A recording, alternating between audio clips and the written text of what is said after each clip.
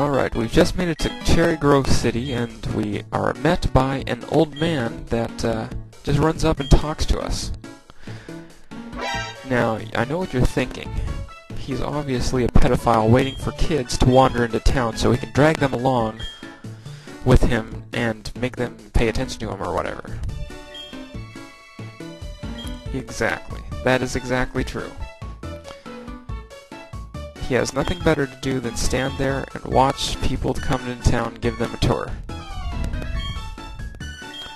Anyway, so he's telling you about everything in town. It's basically the tutorial of the game. Lets you know Route 30 is that way, over here is water. You know, basic things you can tell on your own, but they just have to tell you.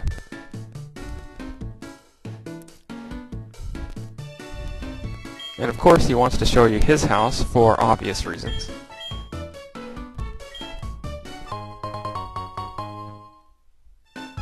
And gives you a random gift. In the world of Pokemon, people tend to give young trainers, both male and female, gifts. Just because. Okay, so I healed my Pokemon, and let's see what Cyndaquil's up to.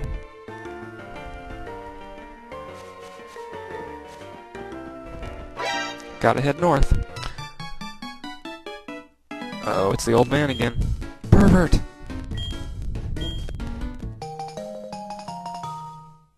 And of course he gives you something else as well. So anyway, you're supposed to go to Route 30 to finish Professor Elm's errand. And that is north. You gotta go through Route 30, a bunch of grass areas, gotta fight some Pokemon. If you'll notice, I edit out the battles here, because they're just random encounters. I figure, you know, you might as well.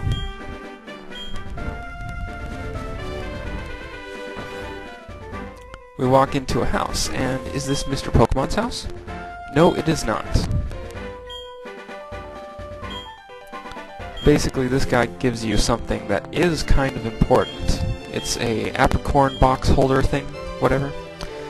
It's actually a useful thing if you go around collecting apricorns, because apricorns can turn into Pokeballs, and each Pokeball has different uses, because some can catch Pokemon that come out at night, others catch fast Pokemon or heavy Pokemon.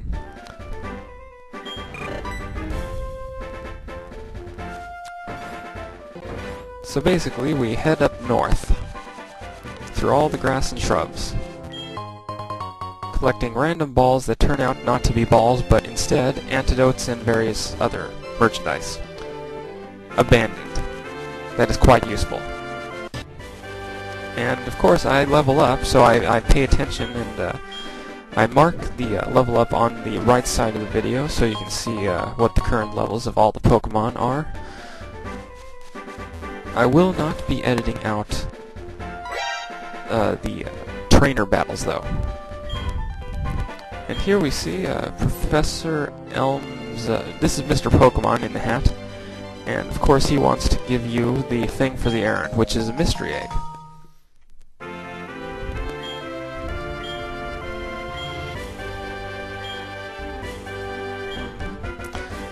Okay.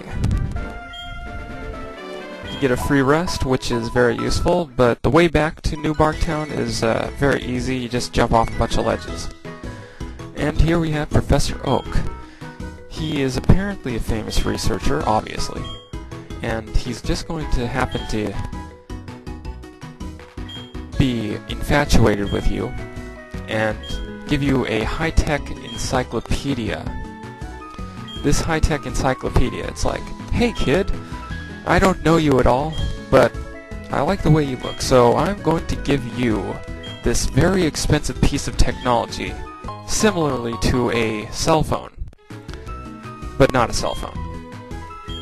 And you know, you can do whatever you want with it, because I just give away things for free because I'm crazy. I don't think a real person would actually give a high-tech encyclopedia with camera function to identify Pokemon, whatever, in real life. Especially if it's thousands of dollars. Professor Elm calls, and we have an emergency. He doesn't exactly specify what it is, but I think most people do know exactly what's going on. So I transition, going back, and here at this point you want to save your game, because here is your rival. Later you'll get to name him, but for now you get to fight him at this point in the game. Your first real battle. Luckily for you, you should be around level 7 with your starter Pokemon, so this won't be too hard at all. The enemy Pokemon, being at level 5, will not have any techniques to use against you that are super effective, so you can you can beat them basically with a higher level Pokemon. But if you're the same level still, you can always use your potions that you have.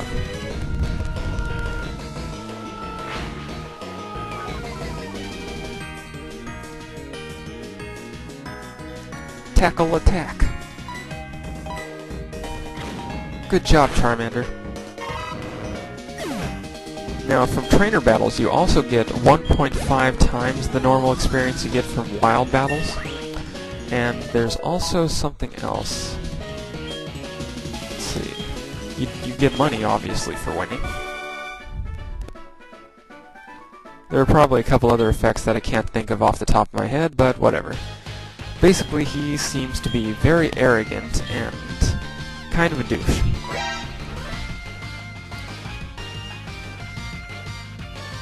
And he's off, just like that. Transitioning back to New Barktown, we will walk into the Pokemon Professor Center, whatever. Gotta go to the lab, that's what it is. And of course, there's a policeman here. Now, apparently the logic in Johto is blame anybody that appears at the scene of the crime, at all.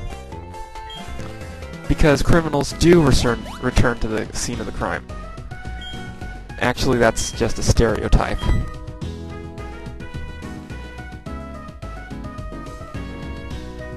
I think it's supposed to be a silly joke or something. But here we go. I'm naming my rival Silver to stay with the canon style of Pokemon, whatever.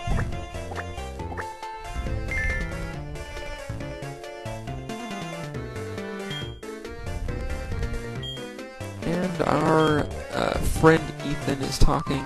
He says later, "You're welcome. I'm another random kid that the officer believed to help you get off of out of trouble." And of course, we got to talk to Elm. Give him the Pokemon egg, and then he'll suggest that you do some sort of gym challenge.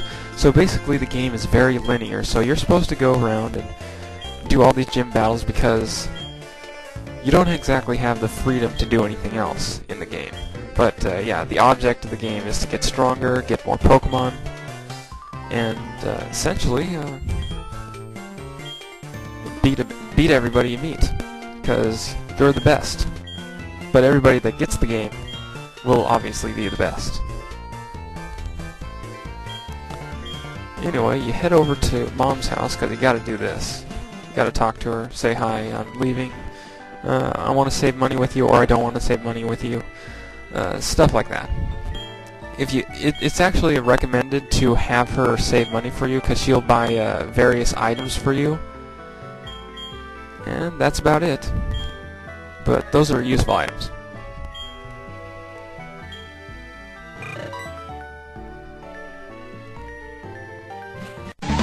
Who's that Pokemon? That's an Arcanine! Arcanine, the legendary Pokemon. Arcanine runs so smoothly it appears to be flying and is known for its majestic cry.